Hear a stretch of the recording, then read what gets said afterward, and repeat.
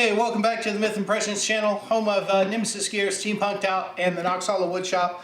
I've been posting on the Facebook groups all the last few weeks. Some of the leather work that I've been doing, so we're back in the leather shop to answer some questions. I've had a lot of people asking me about stamping, dyes and finishes and stuff like that. So I've already got a stamping video that should be up by now. But I wanted to talk a little bit about dyeing, the dye processes that I personally use. There's tons of different ways to do this traditionally, and a lot of people, have some good ideas on that. I'm going to tell you how I've been doing it for several years. I found when I first got into leather work, I, like most people, had a terrible problem with dyes that were not, if you're not dip dyeing, if you're putting them on with a dauber or with a piece of wool or something like that, I had a really hard time getting a good even coat. Black wasn't a big deal because you could just saturate it until everything was so black there was no, usually you didn't see any lines or marks or anything in that, but any other color that I tried to do, I had the worst problem. I was so frustrated with that.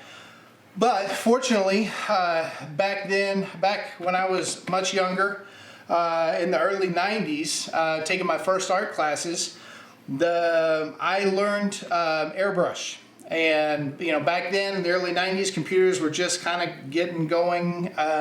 They were not being used to do all the fancy graphics and stuff, and all your photo retouching and stuff was still being done with airbrush. So I learned airbrush with illustration and stuff like that. Obviously, since computers have taken over, that is kind of dwindled out. You don't see that anymore. It kind of, airbrush stayed pretty much in like automotive for doing custom, the fancy graphics on your automotive and stuff. And doing even the big cars, those big spray cans, those are basically airbrushes. What I worked with was, an illustrator's brush, so it was a lot smaller. But understanding how all that worked, when I started doing leather work in the late 90s, probably around 98, 99, when I started having problems getting even color dye, I decided, I have this airbrush that I'm not using anymore, I'm going to try it.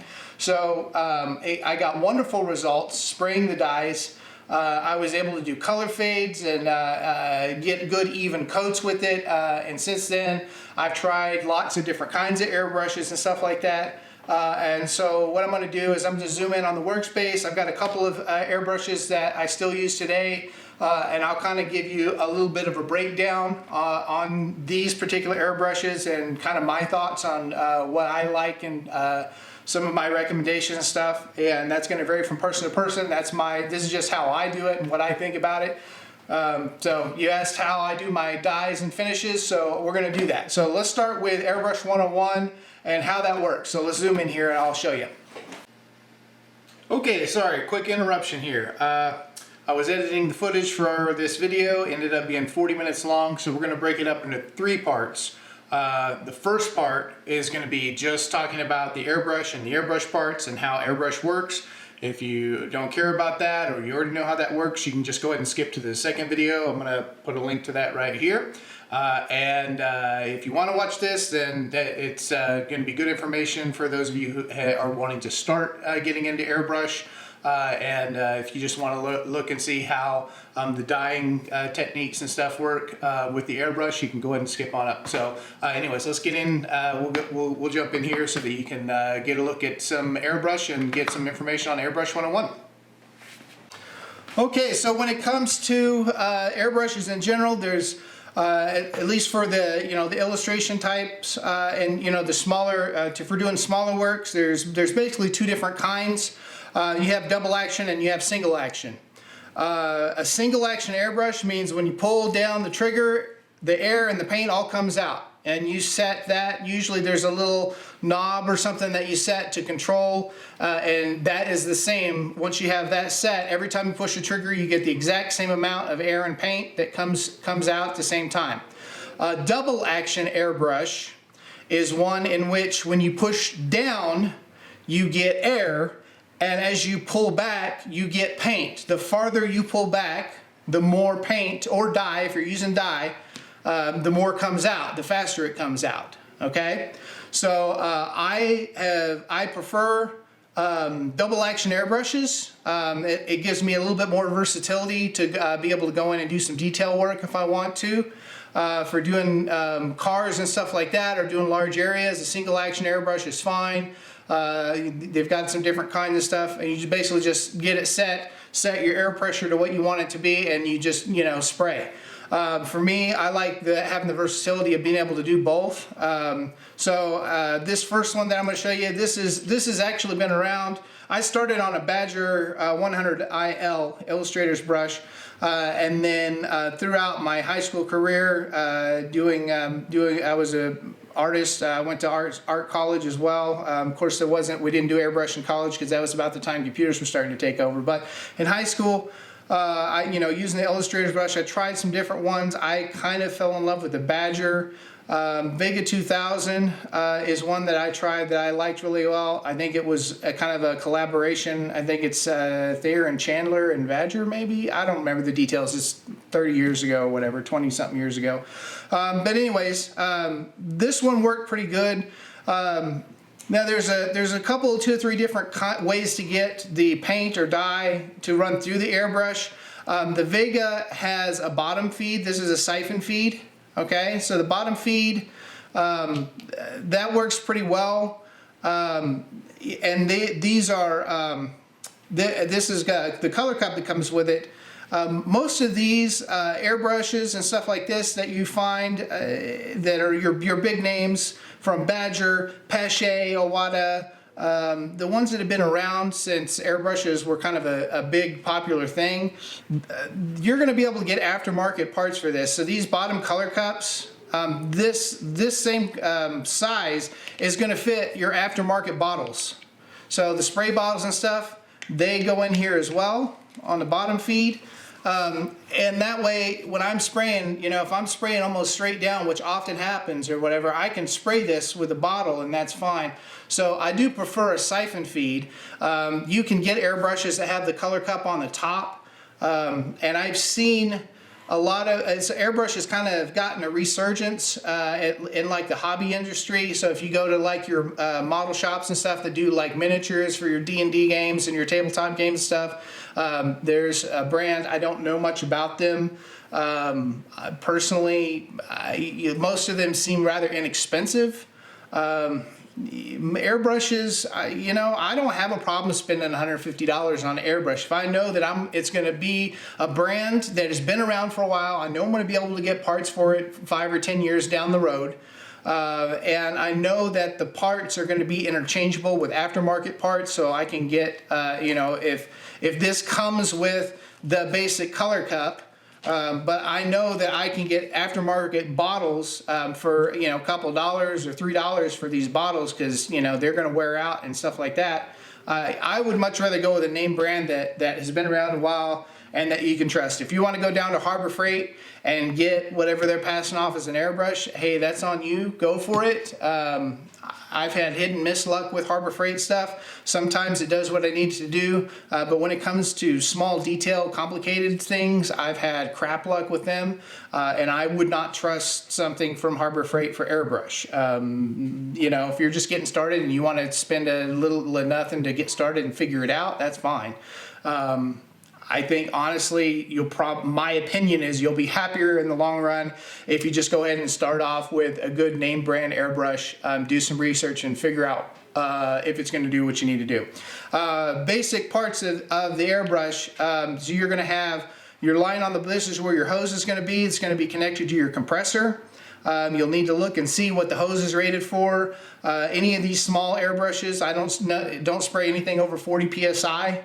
Mostly I stick around 30 or so, 32 psi for doing large stuff. If you're going to do detail work, you can even turn these airbrushes that are done for illustration down to, I've used them at like 8 psi to do very, very fine detail lines. You may probably won't have to do that with leather work, but anyways, it will work. For this double action airbrush, you've got your air feed that comes in here. When you push the trigger down, the air comes out, and then As you pull back, you'll see this needle moving back and forth here. That pulls the needle back, and that causes the air pushing through here to siphon the paint or dye or whatever into the spray nozzle. This one, I've got it set up to do very small lines and stuff for the rare occasion that I do have to do that. There's a couple things where I do detail painting and stuff on. So I do have it set up to do that. There's the spray cone off the top here. And then there's a cone on the inside of this, and the needle sits inside that cone. It's probably really hard to see, and I know that I'm not going to be able to get close enough for you to see how that works. But take my word for it. When you push this down, the air goes through. You pull it back, and the farther I pull it back, the farther that needle goes back, and the more paint comes out. That's basically how double action airbrushes work. There's about 1 million different designs on the market. And they all generally work the same way regardless of how they have their design set up. Whatever you decide to go with, you're going to want to really save your schematics, because you will have to break this down and clean it fairly regularly. And one of the things that you're going to have to do is deal with this needle and keeping this needle clean. And I'm not as good about it as I should, but you know, if you pull this apart and clean it every time after you use it, it's going to be in good working order. Eventually, though, you're going to bend a needle tip, and if you bend this tip, you're going to get an uneven spray. You might get splotchiness. If you're doing dye, sometimes that'll cover up, but if you're doing paint, it's a bad thing because you'll end up with splatters instead of an even spray. There's several different things that can cause that, but a bent needle will definitely be an issue. So you're going to need to get spare needles at some point. Usually they're not very expensive. Sometimes they come in set. You can get like a kit that's got 2 of them in there. But so again, there's some parts on here that are either going to wear out or get damaged during cleaning or accidentally bumping it on something. It happens. So, you know, again, go on with a brand that you know you're going to be able to get parts for. That's important. So there's probably lots of videos out there on how to use the air, take these apart and clean them and all the details and stuff. So I want to just kind of show you the Illustrator brush that I use on rare occasion. And then I'm also going to show you the workhorse of my shop. This is an Iwata Neo TRN2. I got this because, frankly, sitting there and holding this little guy and spraying, even if you have a larger size needle in there and you're trying to do larger areas, this gets really tedious, and your fingers, I'm getting old, my fingers are cramping and stuff like that. So I went ahead and found a trigger style. And I have been really happy with this. So this is a side feed, kind of like my old Badger was, which I really like as far as that goes. It comes with a color cup on the side. So you can screw this to the side.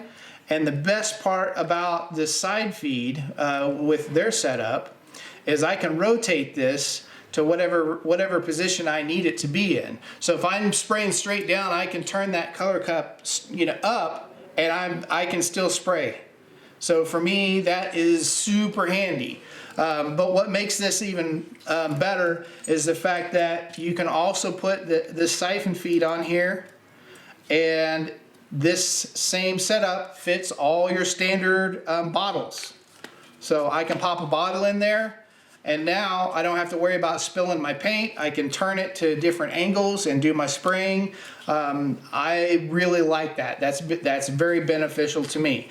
It's still a double action airbrush. If I pull there's a kind of a stop between here and here. That much is air, and then after that, the farther back I pull, it works the exact same way. The more I pull, the farther the needle goes out. So it's a double action airbrush.